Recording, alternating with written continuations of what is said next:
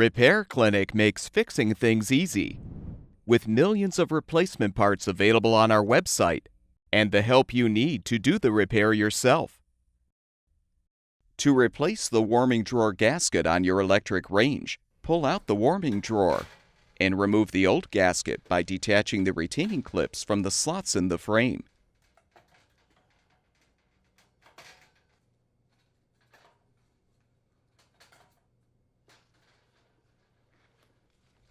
You're now ready to install the new drawer gasket.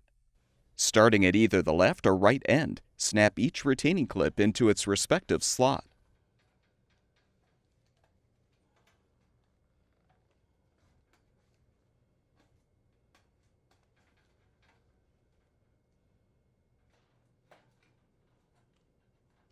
With the new gasket installed, confirm that the warming drawer closes and seals properly. At Repair Clinic, we make fixing things easy. Thank you for supporting the production of these videos by purchasing your parts from our website.